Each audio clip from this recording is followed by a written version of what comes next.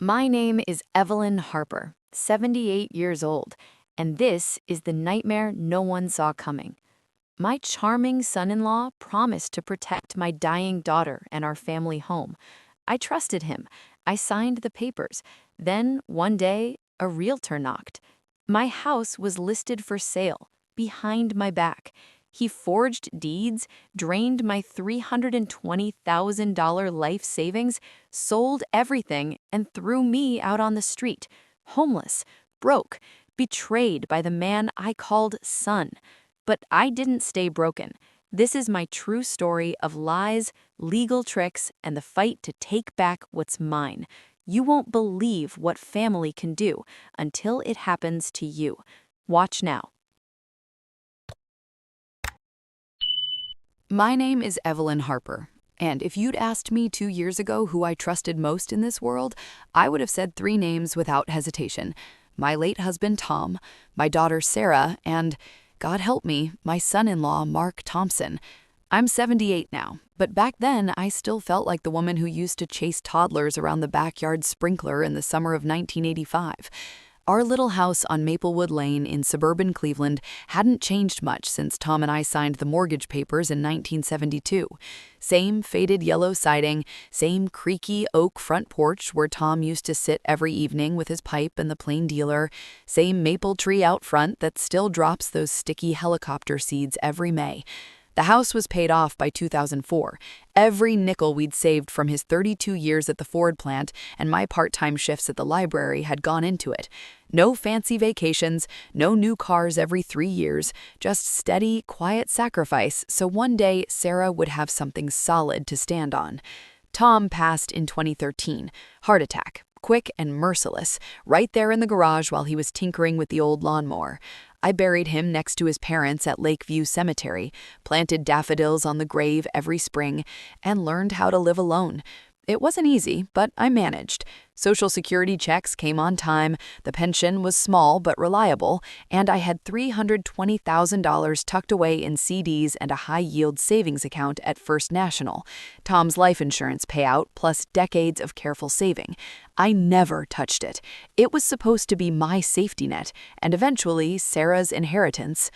Sarah met Mark in 2018 at a charity gala for the Cleveland Clinic. She was 39, single, working as a pediatric nurse, tired of bad dates and worse heartbreak. Mark was 41, divorced once, no kids, owned a small IT consulting business, dressed sharp, smiled easy. He had that salesman charm, firm handshake, eye contact that made you feel seen, jokes that landed just right. When he started coming around the house to help with the Wi-Fi or fix that leaky faucet in the guest bath, I didn't mind. Truth is, I liked having a man around again. Not in a romantic way, Lord no, but the way a house feels warmer when someone's whistling while they tighten a pipe or haul leaves to the curb. They married in a small backyard ceremony in 2019. I cried through the whole thing, happy tears mostly. Mark hugged me afterward and whispered, "Don't worry, Mom, I'll take good care of her." He started calling me Mom right away, the way some sons-in-law do to be polite. I ate it up. After so many years of quiet, it felt like family had come back to life. Then Sarah got sick. It started with fatigue she blamed on long shifts, then the cough that wouldn't quit. By spring of 2024, the diagnosis came, stage 3 non-small cell lung cancer. The word cancer still feels like a slap across the face every time I say it. Chemo started immediately, harsh, relentless rounds at the Cleveland Clinic. Sarah lost her hair, her appetite, her strength. She moved back into her old bedroom upstairs so I could help her on the bad days. Mark was there every step, or so it seemed. He drove her to appointments, argued with insurance on the phone, brought home takeout she could barely eat. He was the picture of devotion. One evening in late June, the three of us were sitting in the living room after another brutal treatment day. Sarah was asleep on the couch under an Afghan I'd knitted in 1997. Mark leaned forward, elbows on his knees, voice low. "Mom," he said. He always said it soft, like it was a gift. "The bills are starting to stack up. Insurance is denying half the claims. They're saying some of the drugs are experimental. Sarah's fighting, but she's exhausted.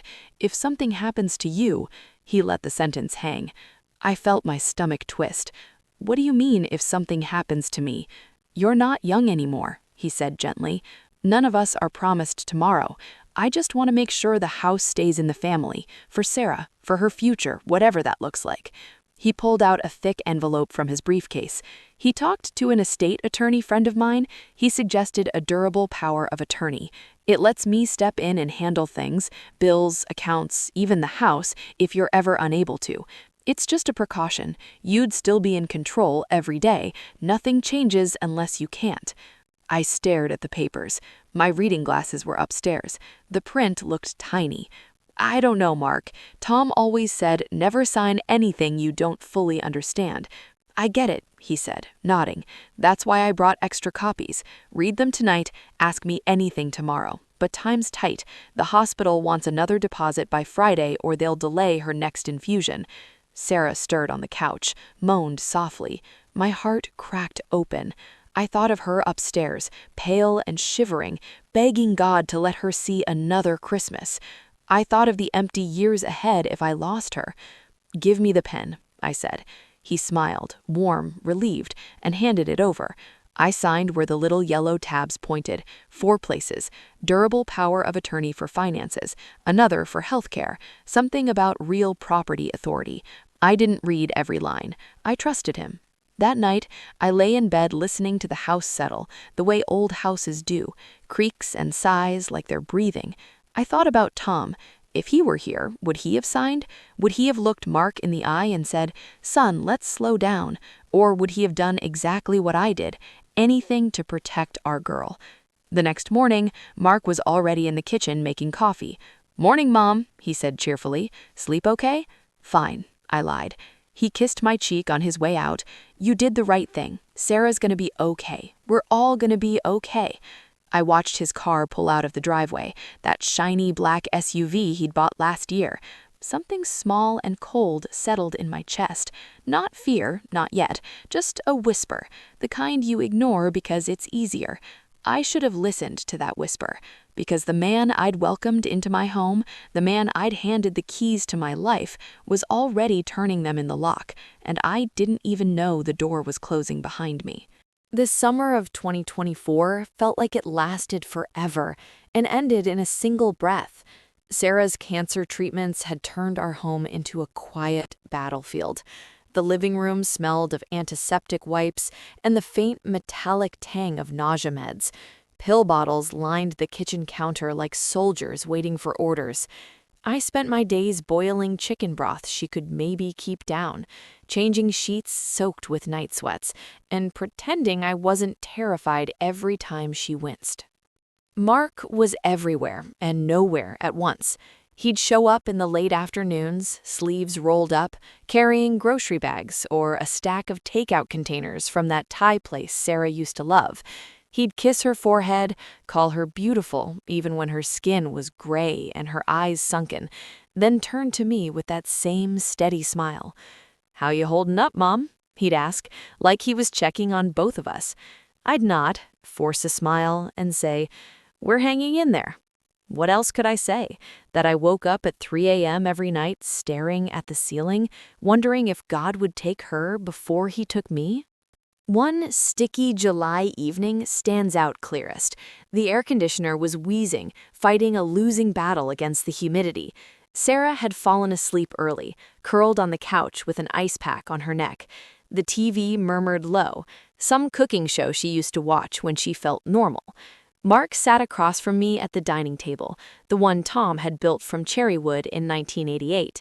He had papers spread out again, more than last time, a legal pad, a couple of brochures from a financial planner, and that same thick envelope from the estate attorney. "Mom," he started, voice soft, almost reverent, "I've been going over the numbers. The hospital's latest bill came in at $47,000 just for the last round of infusions. Insurance covered maybe 60% after we appealed. The rest..." He trailed off, rubbed his temples like a man carrying the weight of the world. "We're burning through cash faster than I thought." I looked down at my hands. They were spotted now, veins like blue rivers under thin skin. "I have some savings. Tom's policy. It's not huge, but it's there." He nodded slowly, eyes never leaving mine. "I know, and that's exactly why we need to protect it, for Sarah. If, God forbid, something happens to you before she's through this, probate could tie everything up for years. Creditors, taxes, court fees. She'd lose the house, maybe even have to sell it just to pay bills." The word probate landed like a stone in my stomach.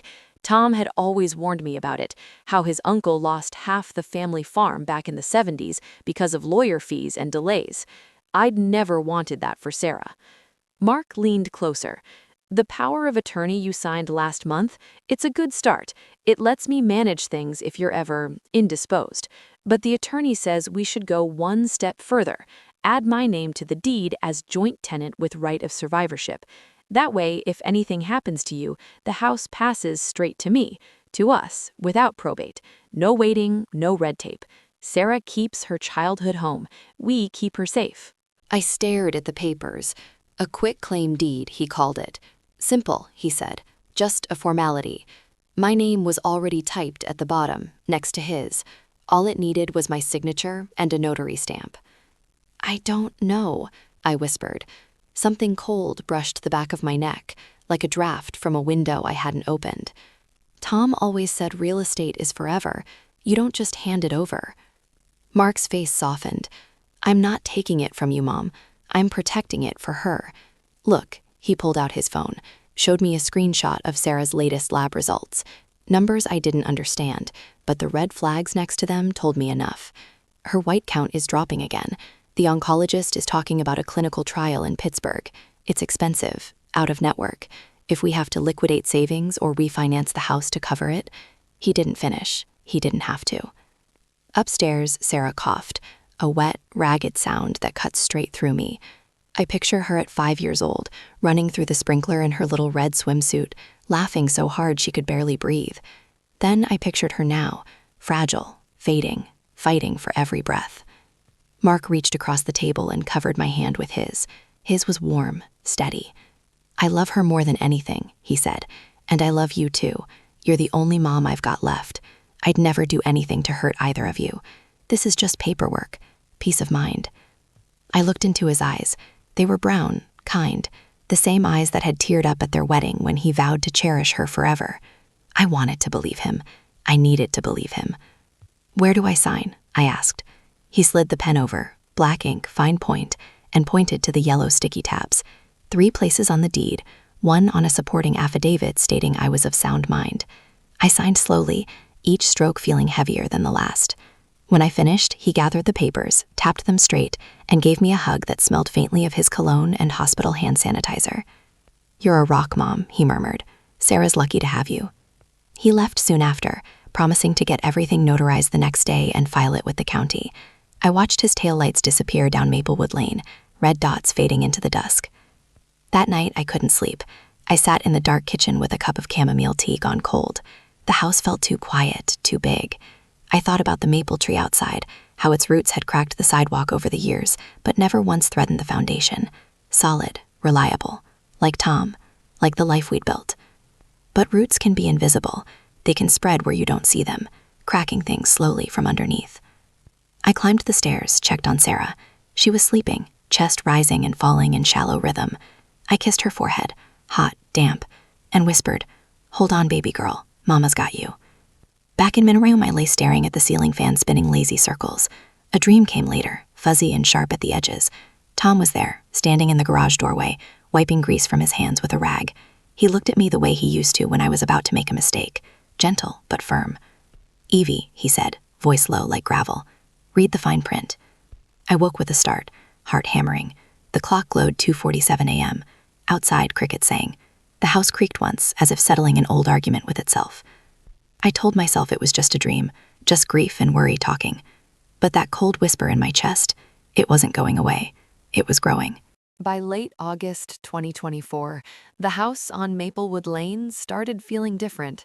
Not in any loud, obvious way, no slammed doors, no shouting matches, but in the small, creeping silences that settle between people when trust begins to fray. Sarah was weaker every day. The clinical trial in Pittsburgh had been approved, but the drive was 3 hours each way, and the side effects were brutal. Mouth sores that made eating agony, hands so swollen she couldn't hold a spoon. I spent mornings helping her bathe, afternoons reading to her from old paperbacks she used to love as a girl, Little Women, Anne of Green Gables, anything to keep her mind off the nausea. Nights were the worst. I'd lie awake listening for her breathing through the thin wall, terrified that one quiet moment would stretch too long. Mark still came and went like clockwork. He'd arrive around 4, briefcase in hand, kiss Sarah's cheek, then disappear into the den with his laptop. "Just paying some bills online," he'd say when I poked my head in. "Saving you the stamps, Mom." I appreciated it at first. My hands shook more these days when I tried to type passwords, and the bank's website had gotten trickier with all the two-factor nonsense. So one afternoon, when he asked for my login to set up autopay for the electric so you don't have to worry, I wrote it down on a sticky note without a second thought. Username, eharper72. Password, Tom Sarah 2024. Simple, personal, safe, I thought. The first strange charge appeared in my September statement. I opened the envelope at the kitchen table while Sarah napped upstairs. There it was, buried among the usual grocery runs and pharmacy copays, $5,000 withdrawal from savings, labeled Transfer, M. Thompson. My heart did a funny little stutter. I called Mark right away. "Hey, Mom," he answered on the second ring, sounding distracted, traffic noise in the background. "Mark, there's a $5,000 transfer on my statement. To you?" A pause, just long enough to notice. "Oh, yeah, that was for the Pittsburgh deposit. The trial center wanted it wired ahead. Sarah's spot was about to go to someone else." "But you didn't tell me," I said, trying to keep my voice even. "I didn't want to stress you. You've got enough on your plate. I'll show you the receipt when I get there tonight." He hung up. I sat there staring at the paper, the numbers blurring. $5,000. That was a year of property taxes and utilities combined. But Sarah needed the trial. I told myself it was fine. Then came the next one. 2 weeks later, $8,200. This time labeled Medical Equipment, M. Thompson. I asked Sarah about it while I brushed her hair, something gentle we did when she felt up to it. "Mom?" she murmured, eyes half closed. "Mark said it was for a special oxygen concentrator, portable one, so I can move around more." I nodded, even though no one had mentioned any oxygen machine. No bulky box had arrived, no delivery slip on the porch. I checked the garage anyway, just in case. Nothing but Tom's old toolbox and the lawnmower he never got to fix. By October, the withdrawals had a rhythm. 4,000 here, 7,500 there, 12,000 labeled reimbursement, travel, meds. My savings balance, once a comforting 6 figures, dipped below $280,000. I started keeping the statements in a shoebox under my bed instead of filing them in the drawer. I didn't want Mark to see me checking. One rainy Tuesday, he came over earlier than usual. Sarah was at the hospital for blood work. The home health aide had just left. Mark sat at the kitchen table with me, sipping coffee I'd made too strong. "Mom, I need to talk to you about something serious," he said. His voice had that careful tone people use when delivering bad news. My stomach nodded. "Is it Sarah?" No, she's stable. But the bills." He slid a folder across the table. Hospital statements, insurance denials, a spreadsheet he'd made showing a red column labeled Outstanding, $142,000. My mouth went dry. "I thought the trial was covered," I whispered. "Parts of it, not everything. The travel, the extra scans, the experimental drug itself, they're calling it off-label. We're on the hook." I stared at the numbers, then at him. "Mark, my savings are dropping fast. I saw the transfers, thousands at a time." He didn't flinch. "I know, I've been as careful as I can, but Sarah's life is on the line. You want me to stop paying so we can keep a few extra dollars in the bank?" "Of course not," I snapped, sharper than I meant. "But you should tell me, ask me, not just take." His jaw tightened, just a flicker, then softened again. "You're right, I'm sorry. I've been trying to shield you. You've got enough grieving." Grieving. The word stung because it felt true. I was grieving the daughter slipping away upstairs, grieving the husband already gone, grieving the quiet life I'd once taken for granted. He reached over, squeezed my hand. Look, let me make this right. I'll set up a separate account for her medical stuff. You approve every transfer. No more surprises. Deal? I nodded, relieved despite the unease. Deal. That night, after he left, I logged into the bank myself. First time in weeks. The interface looked different. New security questions. A pop-up asked if I wanted to add a trusted contact. Mark's name was already listed. When had that happened? I tried to remove it. The system demanded a verification code sent to my phone. I entered it, then another screen. Trusted contact added successfully on 09/14/2024 via POA. My breath caught. He'd used the power of attorney to add himself as a monitor, legally, without telling me. I sat in the dark kitchen, rain tapping the window like impatient fingers. Upstairs, Sarah coughed again, weak, persistent. I climbed the stairs, sat on the edge of her bed until she settled. She reached for my hand in her sleep. I whispered, "I've got you, baby, no matter what." But the cold whisper in my chest was louder now. It had a voice. It sounded like Tom, and it was saying, "Check the deed." The next morning, I drove to the county records office downtown. My hands shook on the steering wheel the whole way. I told myself I was being paranoid, overprotective, old.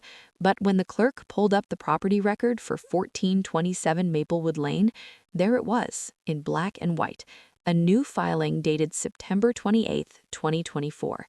Quitclaim deed. Grantor, Evelyn M. Harper. Grantee, Mark A. Thompson, joint tenant with right of survivorship. My signature stared back at me from the scanned document. Only I hadn't signed anything since July. The room tilted. The clerk asked if I was all right. I mumbled something about needing air and stumbled outside. Sat on a bench in the drizzle. My house, Tom's house, Sarah's house, was no longer fully mine. And the man I'd trusted with everything had just taken the first real bite. October bled into November like a slow wound, and the house on Maplewood Lane began to feel less like home and more like a stage set for a play I hadn't read the script for. Sarah was spending more nights at the hospital now. Complications from the trial, the doctor said. Infections, low platelets, fevers that came and went like uninvited guests. I drove back and forth so often the route felt etched into my bones. Mark was there less frequently, always with an excuse. Client meetings in Columbus, emergency server crashes. Sarah asked me to handle some things so you can rest. I nodded each time, but the nods felt heavier. The first real crack came on a gray Thursday afternoon. I was in the kitchen making weak tea. My stomach couldn't handle anything stronger, when the doorbell rang. Not the usual sharp buzz, but a polite double tap, like someone selling magazine subscriptions or collecting for the fire department. I opened the door to a man in a crisp navy blazer, clipboard in hand, early 40s, hair gelled just so. "Mrs. Evelyn Harper?" he asked, smiling the practiced smile of someone who knocks on doors for a living. "Yes." "I'm David Kessler with Kessler Realty Group. I'm here about the listing for your property at 1427 Maplewood Lane. We had a showing scheduled for 3:30, but the buyer's agent is running late. I just wanted to confirm you're okay with us walking through again." My hand tightened on the doorknob. "Listing? There's no listing. This house isn't for sale." He blinked, confusion flickering across his face before the professional mask snapped back. "Oh, I'm sorry, ma'am. I must have the wrong." He glanced at his clipboard, then at his phone. "No, it's definitely this address. Listed 3 weeks ago. Seller is Mark Thompson, acting under power of attorney for Evelyn M. Harper. Price is $420,000. Active on the MLS since October 15th. The world narrowed to a pinpoint. $420,000. That was almost exactly what the assessor's office had appraised it at last year, close enough to make my knees weak. I stepped back, let him in only because my legs wouldn't hold me up outside. He followed me into the living room, glancing around like he was already mentally staging it for photos. Fresh flowers on the mantel, declutter the shelves, maybe repaint the trim. "Can I see the listing?" I managed. He pulled it up on his phone. Bright, professional photos of my house, the front porch swing I'd hung in 1995, the maple tree shedding its last red leaves, the kitchen where Tom and I had danced to big band records on Saturday nights. Headline: Charming 3-bedroom ranch in sought-after Maplewood neighborhood, move-in ready. My signature was on the authorization form, scanned and attached, dated September 30th, the same month I drove to the recorder's office and seen the quitclaim deed. "I didn't sign this," I said, voice barely above a whisper. David shifted uncomfortably. "Ma'am, the POA is on file. Mr. Thompson provided it to our office. Everything's in order. If there's a mistake—" "There's no mistake," I cut in. "There's fraud." He looked genuinely rattled now. I should probably call the listing agent. This is above my pay grade." He stepped onto the porch to make the call. I stood in the doorway, watching leaves skitter across the lawn. The air smelled like rain and dying grass. Inside my head, everything screamed, "Get proof. Move fast. Don't let him see you break." I didn't wait for him to finish. I grabbed my coat, my purse, and drove straight to the Cuyahoga County Recorder's office downtown. Rush hour traffic crawled. I gripped the wheel so hard my knuckles turned white. The clerk remembered me from last time, the nice older lady who would ask about her deed. She pulled up the records again without me asking. There it was, updated. Quitclaim deed filed September 28th, followed by a new document October 2nd. Another quitclaim, this one from Evelyn M. Harper via POA Mark A. Thompson to Mark A. Thompson alone. Full ownership transferred. No joint tenancy anymore. Just his name. And then on October 16th, a purchase agreement. Buyer, Evergreen Investments LLC, an out-of-state cash buyer. Closing date set for November 30th. Price $395,000. Quick close, no contingencies. My house, my life, was being flipped like a cheap fixer-upper. I asked for copies. The clerk printed them, handed them over with a sympathetic look. "You might want to talk to a lawyer, ma'am." I drove home in a daze. The realtor was gone when I got back. A business card was tucked under the doormat. I didn't call it. That night I sat at the kitchen table with a stack of papers, a single lamp burning. Sarah was still in the hospital. Mark hadn't texted all day. I tried her phone, straight to voicemail. His, disconnected. A recording said the number was no longer in service. Panic clawed up my throat. I called the hospital. Sarah was asleep, the nurse said. Stable but resting. No visitors today. Mark hadn't been by since yesterday. I opened my laptop, hands trembling, and logged into the bank again. The savings balance was down to $198,000. Another $15,000 had vanished that morning. Wire transfer, closing costs. Authorized by M. Thompson via POA. I sat there until the lamp bulb flickered and died, plunging the room into shadow. Outside, the maple tree tapped against the window like it was trying to get my attention. The next morning, I called the title company listed on the purchase agreement. A polite young woman answered. "Evergreen Investments is a legitimate buyer," she said. "Cash deal, funds are already in escrow, closing is in 3 weeks. Mr. Thompson has all necessary authority." "But I didn't authorize any of this," I said. A pause. "The power of attorney is durable and broad. It includes real property transactions. If you believe it's been misused, you'll need to file with the courts, but the sale is moving forward unless a judge says otherwise." I hung up. My mouth tasted like metal. I walked through the house, room by room. Sarah's childhood bedroom with the faded unicorn wallpaper she'd begged for at 8, the den where Tom and I watched the Browns lose every Sunday, the basement workbench still holding his half-finished birdhouse project. Every corner held a memory, and every memory now felt stolen. I sank onto the couch and cried. Not loud, not dramatic, just the quiet, exhausted tears of someone who finally understands she's been played. Mark hadn't just taken money, he'd taken the roof over my head, the walls that had sheltered 3 generations, the only thing I had left to leave Sarah. And he'd done it silently, no confrontation, no argument, just papers signed in my name, wires sent, listings posted. Clean, efficient, professional. I wiped my face, stood up, and looked out the front window at the for sale sign that had appeared overnight. White post, red letters, Kessler Realty logo gleaming. The sign said, "Coming soon," but in my heart, I already knew. It was already gone. And so was I, about to be thrown out of the only life I'd ever built. The morning the sheriff came, the sky over Cleveland was the color of old steel, flat, heavy, promising snow, but holding back like it wanted to watch what happened next. I'd barely slept. The night before, I'd sat up until 2 a.m. staring at bank statements on my laptop screen, the blue light burning my eyes. Savings balance? $142,000. down another $56,000 in the last 10 days alone. Wires to accounts I didn't recognize, transfers labeled consulting fees, legal services, relocation expenses. Relocation. The word mocked me.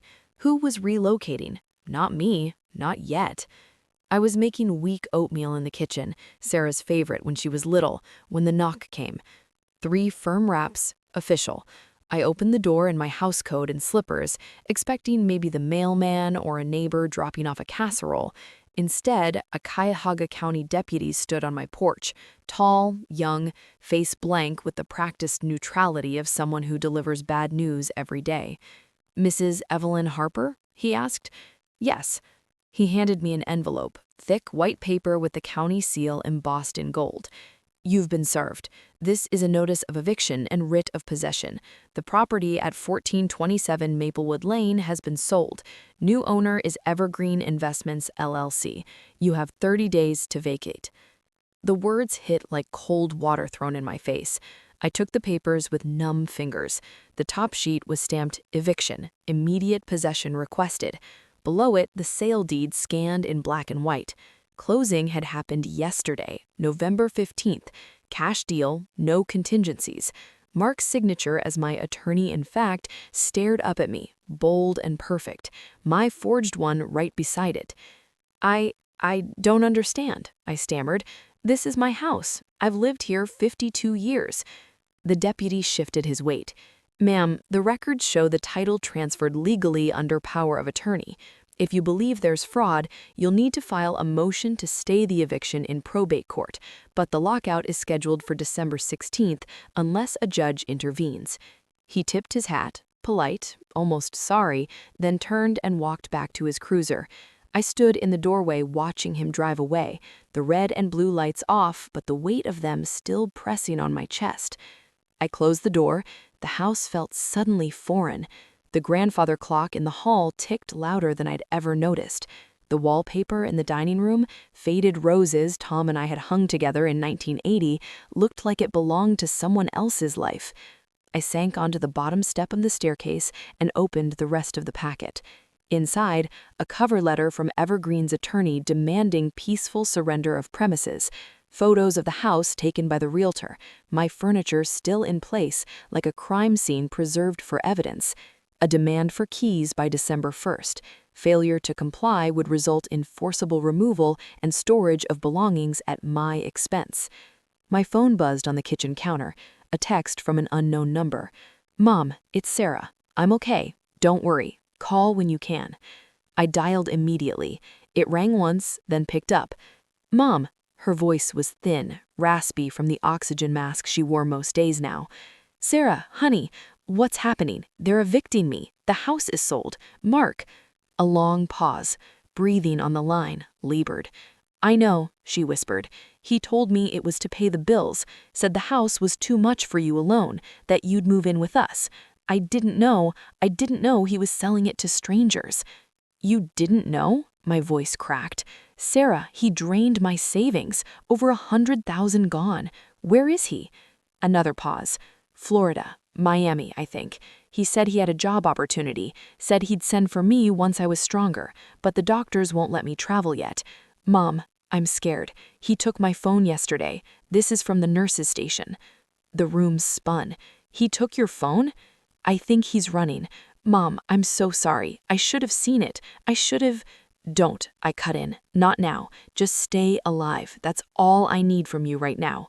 I hung up before the tears came. Then I did the only thing left. I called the one lawyer whose name I remembered from a senior center seminar last year, Harold Weinberg, elder law specialist. His office was in a strip mall off Pearl Road. I drove there shaking, papers clutched in my lap. Harold was 70-something himself, wire-rimmed glasses, kind eyes behind them. He listened without interrupting while I spilled everything: the POA, the deeds, the transfers, the eviction. When he finished, he leaned back. "Classic financial elder abuse," he said quietly. "Power of attorney abuse combined with fraudulent conveyance. He used your POA to execute the quitclaim, then sold under it. The signature on the second deed? Probably forged or tricked out of you when you weren't paying attention. We can challenge the sale on grounds of undue influence, incapacity, fraud, but it's an uphill fight. The buyer's innocent, bona fide purchaser for value. You might get a judgment against Mark, but collecting, if he's fled? He didn't finish. He didn't have to. How much to start? I asked. 5,000 retainer, more if we go to trial. But Evelyn, you've got grounds for a temporary restraining order to halt the lockout. We can file today. I wrote the check from what was left in checking, $4,800. It bounced the next day. Harold covered it out of pocket. We'll sort it later, he said. That night, I packed a small suitcase, clothes, photos of Tom and Sarah as a baby, my wedding ring, and the Afghan I'd knitted for her college dorm. I couldn't sleep in the bed anymore. Every creak of the house felt like footsteps coming to drag me out. The next morning, I moved into my old Buick, parked it behind the public library on Detroit Avenue. Quiet spot, street lights, no parking tickets before 8 a.m. I reclined the seat, wrapped myself in the Afghan, and stared at the ceiling liner until dawn. Homeless, at 78, in the city where I'd raised a family, paid taxes, voted in every election since 1964. The irony tasted like rust. I thought of Mark's smile the day he asked for my bank login, the way he'd called me Mom like it was sacred, the whispered promises about protecting Sarah. All lies. The streetlights flickered outside the car window. Snow started falling, soft, silent flakes that melted on the windshield. I didn't cry. Not anymore. Tears were a luxury I couldn't afford. Instead, I whispered to the empty car, "You're not done with me yet, Mark Thompson." And somewhere in the dark, I felt the first real spark of something dangerous. Not fear, revenge. The first night in the Buick was the longest of my life. I parked behind the old Carnegie Library on Detroit Avenue, engine off, windows cracked just enough to keep the glass from fogging completely. Snow had started falling again, fat, lazy flakes that melted on the hood and turned the streetlights into soft halos. I wrapped Sarah's old Afghan around my shoulders, the one I'd made for her for high school graduation, and tried to pretend this was just a road trip gone wrong. But the truth pressed in like the cold seeping through the door seals. I was homeless, at 78, in the city I'd called home for more than half a century. Sleep came in fits, 20 minutes here, an hour there, broken by every passing car, every distant siren. My arthritis screamed in my hips and knees. The seat didn't recline far enough to ease the ache. Around 3 a.m., a police cruiser slowed, spotlight sweeping the lot. I held my breath until it moved on. No ticket, no questions, small mercy. Morning brought gray light and a desperate need to pee. I drove to the McDonald's on Lorraine Avenue, used their bathroom, bought the cheapest coffee they sold just to justify sitting inside for an hour. The warmth of the place felt like a betrayal, too comfortable, too temporary. I sipped slowly, watching families come and go, kids in snow boots laughing over hash browns. I envied them, the way you envy people who still believe the world is kind. By day 3, routine set in like rust. Library during the day for warmth and Wi-Fi. I'd sit at the far table near the periodicals, pretending to read The Plain Dealer while I searched online for anything about Mark. Nothing. No social media posts, no news hits. His IT consulting website was down, domain expired. His LinkedIn profile frozen since August, vanished like smoke. Food came from pantries. The West Side Catholic Center handed out bags of canned goods twice a week. I learned the schedule fast. Tuna, peanut butter, instant oatmeal. I ate in the car, heater running until the gas gauge dipped too low. Showers were harder. One elderly neighbor, Mrs. Kowalski from 2 doors down, let me use her guest bath twice a week when her daughter wasn't visiting. "You come any time, Evelyn," she'd say, pressing a towel into my hands. "Don't you dare knock and not come in." I cried in her shower the first time, hot water washing away tears along with the grime. Shame burned hotter than the steam. Nights were the worst.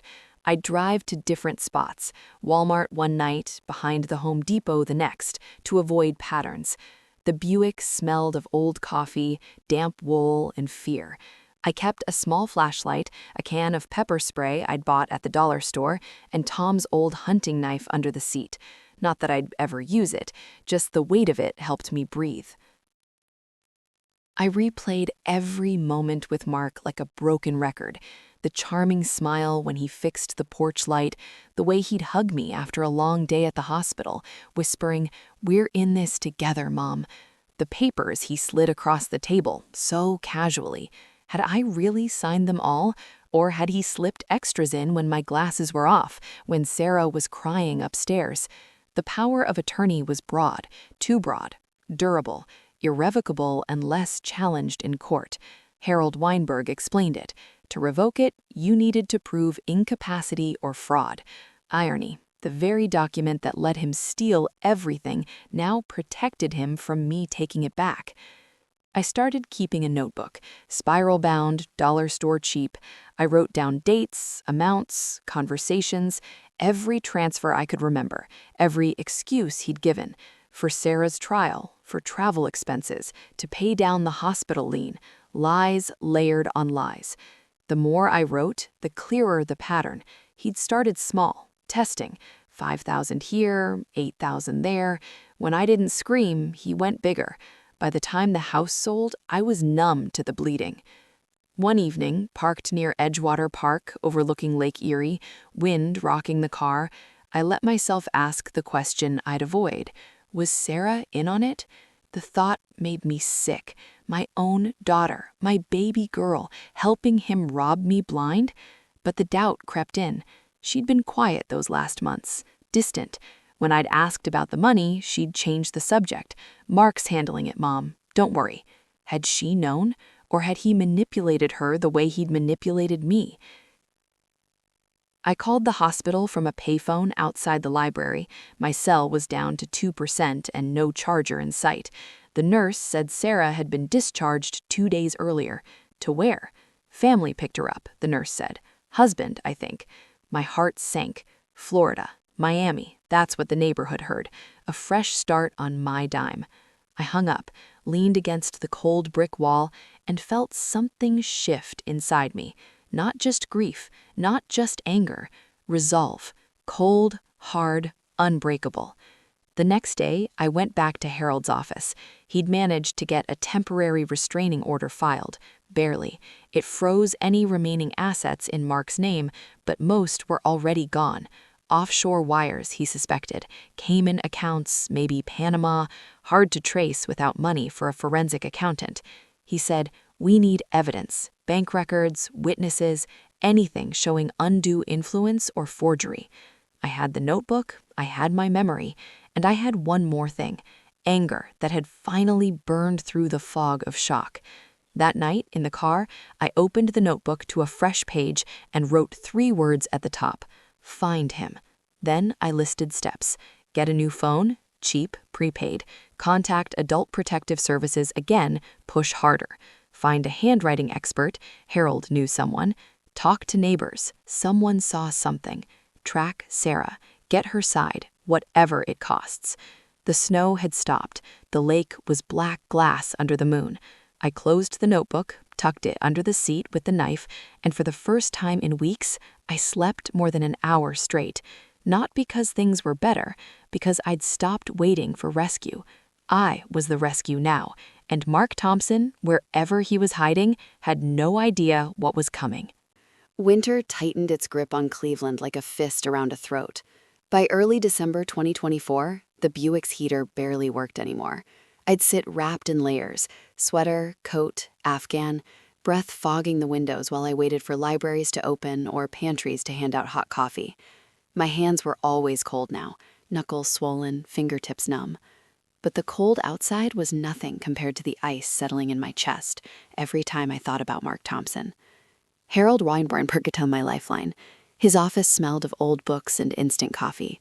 The fluorescent lights buzzed like trapped flies. He'd taken my case pro bono after the bounce check. Said he'd seen too many stories like mine to walk away. "We need hard evidence," he kept repeating. "Not just your word against his. Something concrete."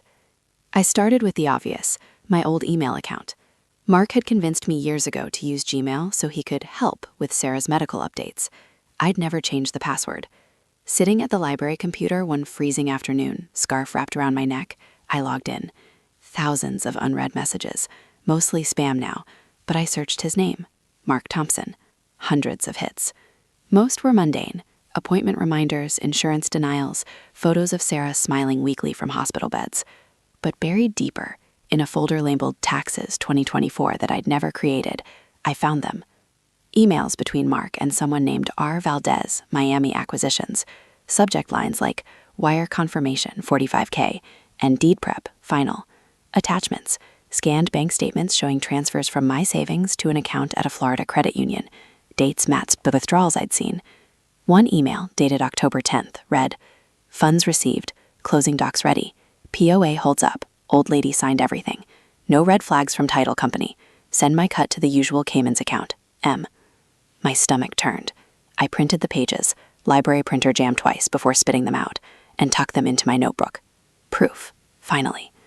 Then came the ones that broke me open. Emails to Sarah. Not the sweet ones he'd send her when I was around. These were different, harsh, controlling. October 22nd. Stop asking questions. The house sale closes next month. Money's already moving. You want the trial paid? This is how. Don't talk to your mom. She'll ruin everything. You know what happens if you cross me. Her reply, 2 hours later, Mark, this isn't right. Mom's losing everything. She trusted us. I can't keep lying. His response, immediate, you think you can walk away? I've got the POA, the accounts, the house. You're sick, broke, and dependent on me. Try telling her. See how fast I disappear with what's left. We're building a new life. Don't screw it up. I stared at the screen until the words blurred. Sarah knew. She'd known for months. Not the full extent, maybe, but enough to feel guilty, enough to beg him to stop. And he'd threatened her. My daughter, my fragile, dying daughter, trapped in his web the same way I had been. I closed the browser, hands shaking so badly the mouse slipped. Outside, snow swirled against the library windows. I sat there for an hour, numb, before I forced myself to move. That night, parked behind the abandoned Kmart on Brook Park Road, I used the last of my minutes on a prepaid phone I'd bought with pantry voucher cash. I dialed the hospital first. No luck. Sarah had been discharged. Then I called the only number I still had for her best friend from nursing school, Lisa. Lisa answered on the third ring. Evelyn? Oh God, is everything okay? No, I said. I need to find Sarah. It's urgent. A long silence. She's in Florida, Miami area. Mark moved her down there about a month ago, said the weather would help her breathing, but she sounded scared on the phone last week, wouldn't tell me why, just kept saying, I messed up, Lisa. I messed up bad. Do you have an address? I don't, but she mentioned a cheap motel off the turnpike, something with sun in the name. The sunbeam, sunlight. She said the AC didn't work and the walls were thin. That's all I know. I thanked her, hung up, and felt the first real thread of hope. Sarah was running from him, maybe toward me. That night, I parked near the lake again. Wind howled off the water, rocking the car.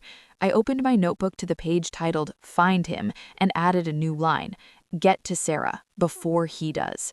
I didn't know how. I had no money, no car that could make the trip, no strength left for a long drive, but I had something Mark never counted on. A mother's instinct, and the slow, burning certainty that betrayal doesn't just break you, it forges you into something sharper. I whispered into the dark, I'm coming, baby girl. And somewhere down in Florida, I hoped she could still hear me. December 2024 turned Cleveland into a frozen postcard nobody wanted. Gray skies, salt-crusted sidewalks, wind that cut through every layer like it had a personal grudge. I'd been living out of the Buick for almost a month now, and the car had become both prison and fortress. The back seat held everything I owned: a duffel of clothes, the notebook of evidence, Sarah's Afghan, and a growing stack of printed emails, bank statements, and court filings.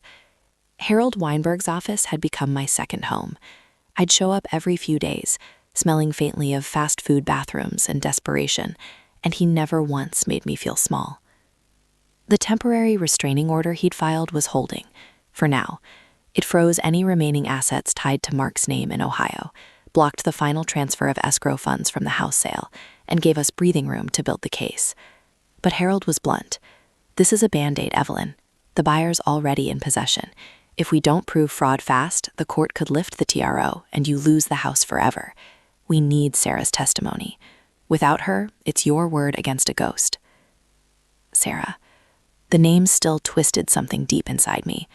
She'd known. She'd begged him to stop. But she hadn't warned me, hadn't called the police, hadn't torn up the papers. I wanted to hate her for it. God, I wanted to. But every time the anger rose, I remembered her voice on that last hospital call. Thin, scared, oxygen hissing in the background. She was a victim too, just a different kind. I'd spent days hunting motels in Miami. The prepaid phone minutes ran out fast. I'd stand at payphones outside the library, coins clutched in numb fingers, calling every Sun something place I could find. Most said no. One clerk at the Sunlight Inn remembered her. Quiet lady, coughing a lot, paid cash for 3 nights, left in a hurry, no forwarding address. Then, on a Wednesday morning so cold the library doors were rimmed with frost, my phone buzzed. A new number, Florida area code. I answered before the second ring. Mom? Sarah's voice cracked like thin ice. It's me. I pressed the phone so hard to my ear it hurt. Sarah, where are you? A Greyhound station in Fort Lauderdale. I left him. Took a bus north. He thinks I'm still at the motel. I used the last of the emergency cash he gave me. Mom, I'm so sorry. I didn't know how bad it was until it was too late. Tears burned my eyes. I wiped them away with my sleeve. Are you safe? For now, but he's looking for me. He called the motel yesterday. The clerk told him I checked out. He sounded furious. I swallowed hard. Come home. We'll figure it out together. I can't afford the ticket, and I'm still weak. The doctors here said I need to stay near a hospital, but I can't go back to him. Harold had anticipated this. He'd set up a small victim assistant fund through a local nonprofit, enough for a one-way bus ticket and a week in a women's shelter. I gave Sarah the details. Use the name Evelyn Harper when you buy the ticket. They'll hold it under my name. Just get on the bus. She cried then, quiet, broken sobs. I should have told you sooner. I was scared. He said if I talked, he'd make sure I never got treatment again, that he'd take everything and leave me with nothing. I believed him. I know, I whispered, but you're telling me now. That's what matters. 3 days later, she arrived at the Greyhound station downtown. I waited outside in the Buick, heater blasting, heart hammering. When she stepped off the bus, thinner than I remembered, scarf wrapped around her head like a chemo turban, oxygen tank on wheels, I almost didn't recognize her, but her eyes found mine instantly. She dropped the small suitcase and ran, slow, stumbling, into my arms.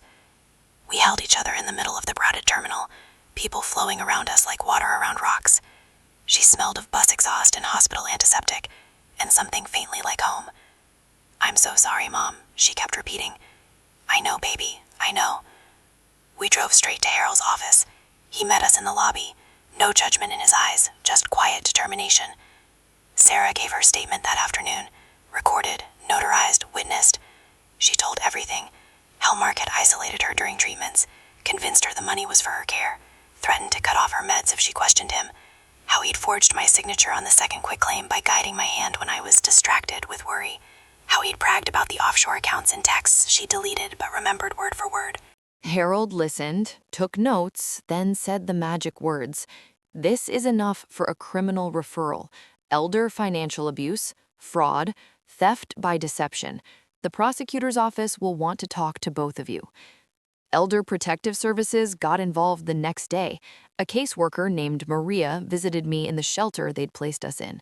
A small room with 2 twin beds, a hot plates, and a window overlooking a snow-covered parking lot. She took photos of my notebook, copied the emails, interviewed Sarah gently. You're not alone anymore, she said. We freeze assets. We press charges. We get you housing assistance. Mark vanished deeper after that. His phone stayed off, his social media silent. Rumors trickled in from a private investigator Harold hired on contingency. Sightings in Miami, then nothing. A credit card ping in Orlando, then silence. Every knock on the shelter door made me jump. Delivery guy, maintenance, or him. I slept with the knife under my pillow again. But the fear was different now. It had edges, purpose. Sarah and I spent evenings planning. She was too weak to work yet, but she started physical therapy through Medicaid.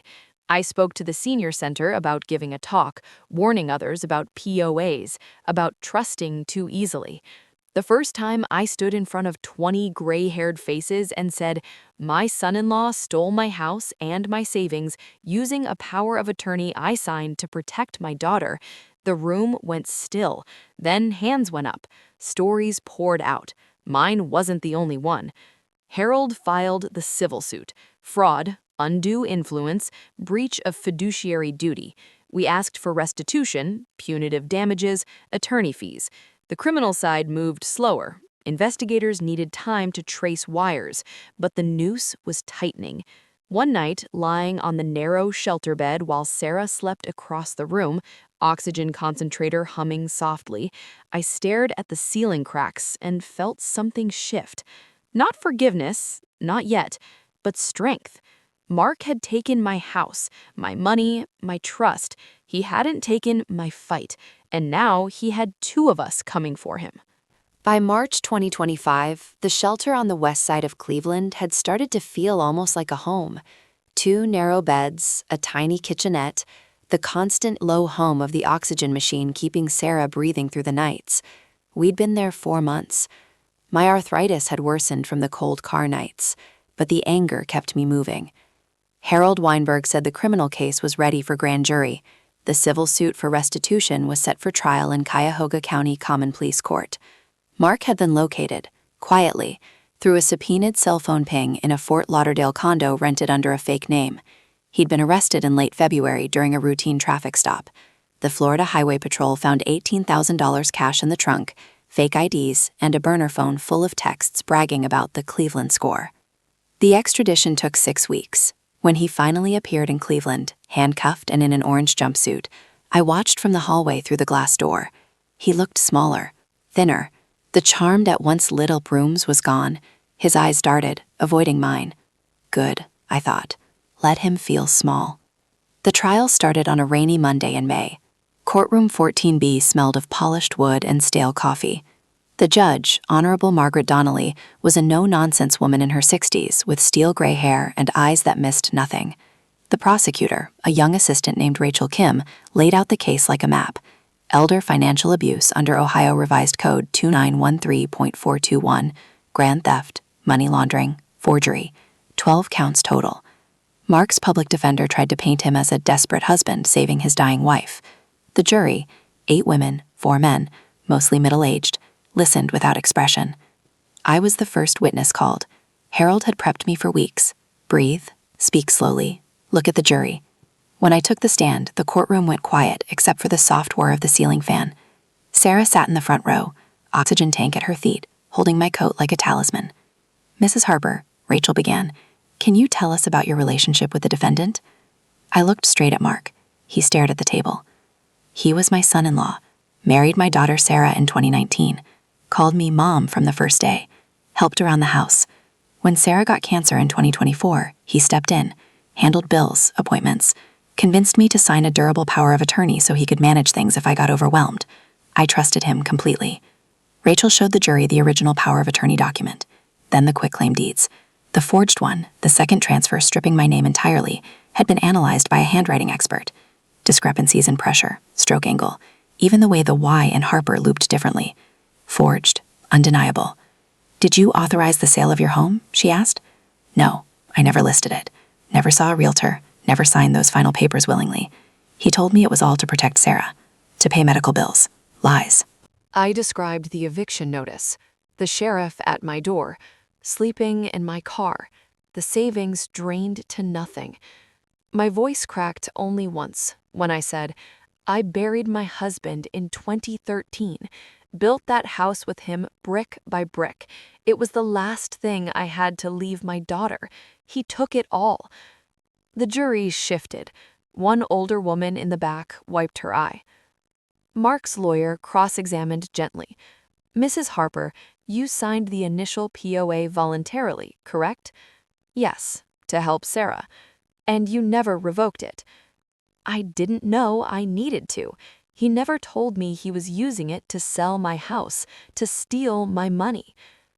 The lawyer tried to imply confusion, my age, grief, medications. I looked at him calmly. I'm 78, not senile. I knew what I was signing when I thought it was for my daughter's life. I didn't know I was signing my own ruin. Sarah testified next. She walked slowly to the stand, oxygen tubing trailing like a leash. The bailiff helped her sit. Her voice was weak but clear. Mark told me the money was for my treatment, said Nam was okay with it. When I questioned the house sale, he said she was too old to live alone, that we'd buy something smaller together. Then he moved me to Florida, threatened me if I told, said he'd stop paying for my meds, leave me to die. She cried then, quiet, steady tears. The jury watched her, then looked at Mark. He stared at his hands. Rachel introduced the emails, printed, highlighted. Mark's threats, his brags to a friend. Old lady won't know till it's too late. House sold, money wired, new life starts now. The jury saw the offshore transfers, the fake IDs, the cash in the trunk. Mark took the stand last. He tried the charm one more time. Soft voice, downcast eyes. I loved Sarah. I panicked when the bills came in. I thought I was saving her. I made mistakes. I'm sorry. Rachel dismantled him in minutes. You forged her signature on a second deed. You drained accounts without telling her. You fled the state with the proceeds. Does that sound like a mistake, Mr. Thompson, or a plan? He had no answer. Closing arguments were short. Rachel, this is not a family dispute. This is calculated theft from the most vulnerable among us, an abuse of trust that left a widow homeless and a cancer patient abandoned. Justice demands accountability. The defense, he acted out of love, desperation, no intent to permanently deprive. The jury deliberated 4 hours. We waited in the hallway, Sarah and I holding hands, Harold pacing. When the bailiff called us back, my legs felt like water. Guilty, on all counts. The courtroom exhaled. Mark's face went blank. The judge set sentencing for June. Restitution ordered, $378,000 plus interest, whatever assets they could seize. The house buyer was innocent. Title insurance protected them. But the criminal judgment meant Mark would pay from prison wages, future earnings, anything he ever had. 12 years. Maximum sentence. Eligible for parole in 8, but the judge's tone left no doubt. She wanted him to feel every day. Afterward, Sarah and I stood outside the courthouse in the spring rain. She leaned on me, oxygen tank wheels clicking on the wet pavement. It's over, she whispered. Not over, I said, but the fight, we won that. I looked up at the sky, gray but clearing. For the first time in a year, I breathed without the weight of betrayal crushing my chest. Mark was gone. The house was gone. Most of the money was gone. But we were still here, and that was enough to start again. June 2025 arrived soft and green, the kind of Ohio summer that makes you forget winter ever existed.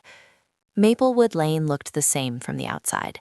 Same tidy lawns, same kids on bikes, same maple trees dropping those sticky helicopter seeds. But when I drove past 1427, the new owners had already painted the front door navy blue and planted petunias in the window boxes. I slowed the rental car just long enough to look, then kept going. No tears this time, just a quiet ache that had finally learned to live alongside the healing. I was 79 now. The shelter had given way to a small one-bedroom assisted living apartment in Lakewood, paid for by a combination of victim compensation funds, a court-ordered partial restitution disbursement, and Sarah's new part-time job answering phones for a nonprofit that helped cancer patients navigate insurance. The place wasn't fancy. Beige carpet, fluorescent kitchen light, a balcony the size of a postage stamp. But it had a view of Lake Erie on clear days, and the rent included utilities and a weekly cleaning lady who didn't mind if I left knitting needles everywhere.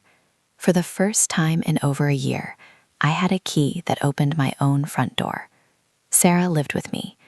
The doctors had finally declared her in remission, stage 3 beaten back to nothing detectable on scans. Her hair was growing back in soft silver curls she refused to dye. She still needed oxygen at night, and her energy came in short bursts, but she was here, alive, laughing again, even if the laughs were quieter than before. Me talked every day, really talked. Not the surface stuff, but the hard things. How she'd felt trapped, how fear had silenced her when she should have screamed, how she replayed every moment she could have stopped him. I told her about the nights in the Buick, the shame of food pantries, the way betrayal had carved hollows in my chest I thought would never fill. We cried together, forgave together, and slowly, painfully, rebuilt the trust that Mark had shattered. The money never came back in full. The court awarded $378,000 in restitution plus interest, but most of it was gone, wired offshore, spent on his new life, hidden in accounts the feds couldn't touch. They seized what they could, the condo in Fort Lauderdale, a boat he'd bought with cash, the $18,000 from the traffic stop. It added up to about $92,000 after legal fees, enough to cover the apartment deposit, Sarah's medical copays, and a small emergency fund. The house itself was lost forever. The buyer had clear title, innocent of any wrongdoing. I didn't fight it. Some battles you win by walking away. But I didn't walk away from the fight entirely. I started speaking at senior centers, churches, libraries, anywhere they'd let me stand at a podium with a microphone. The first talk was at the West Side Senior Center on Detroit Avenue, the same place that had given me hot meals when I had nothing. 25 folding chairs, a pot of weak coffee, a projector that flickered. I told them everything. The charming son-in-law, the power of attorney I signed in desperation, the forged deeds, the eviction, the car nights. I showed them copies of the documents, redacted for privacy, played a short clip from the trial news coverage. When I finished, hands shut up. One woman, 82, voice trembling. My daughter-in-law has my checkbook, says it's easier. Should I worry? Yes, I said gently. Revoke it. Get a second opinion. Trust, but verify. Another man. My lawyer says POAs are safe. Are they? Not always. Read every line. Limit the scope. Name a successor. And never, never sign when you're grieving or scared. The questions kept coming. Stories poured out. A widow whose nephew sold her car without asking. A couple who lost their farm to a helpful grandson. I listened, nodded, gave them Harold's card. He started getting calls from all over northern Ohio. The local news did a follow-up story. Cleveland widows fight sparks elder abuse awareness. My face on the screen, older and thinner, but eyes steady. The phone rang for weeks. Sarah joined me sometimes. She'd sit in the front row, oxygen tank quiet, and when the talk turned to family betrayal, she'd raise her hand. I was the daughter, she'd say softly. I let it happen because I was sick and scared. Don't wait until it's too late to speak up. Her honesty cut deeper than mine ever could. People cried. They hugged us afterward. They thanked us like we'd given them armor. Mark was still in prison, Chillicothe Correctional, medium security. He'd appealed once, lost. Parole eligibility in 2030, but the judge's recommendation made it clear he'd serve most of it. I didn't visit, didn't write, didn't need to. He was a chapter closed. Some nights, when Sarah was asleep and the lake wind rattled the balcony door, I'd sit with a cup of chamomile and think about Tom. I'd imagine him in the garage, wiping grease from his hands, looking at me the way he used to when I worried too much. "Evie," he'd say, "you did good." I'd smile into the dark. We did good, Tom. The house was gone. The savings were gone. Parts of me were gone. Trust came slower now, sleep lighter, hope guarded. But other parts had grown back stronger. Resilience, purpose, a voice that carried farther than I ever thought possible. Sarah and I planted a small maple sapling in the community garden behind the apartment building last spring. We named it Tom. Every time we water it, we talk about what comes next. Her maybe going back to nursing part-time, me writing the full story down. Not just the talks, but a book, maybe. Something for other women to read when they feel alone on the street. Keys useless in their hand. If you're reading this, whether on a screen, in a pamphlet at a senior center, or passed hand to hand, listen to the whisper. The one that says something feels off. The one I ignored until it was almost too late. Check the papers. Ask questions. Revoke the power if it doesn't feel right. Tell someone. Anyone. Because betrayal can break you into pieces so small you think you'll never find them all. But it can also teach you how to rebuild. Stronger, louder, unbreakable. My name is Evelyn Harper. I lost my house, my savings, and for a while, my faith in people. But I didn't lose my fight. And if you're holding on by a thread right now, know this: you're not done yet. Neither am I.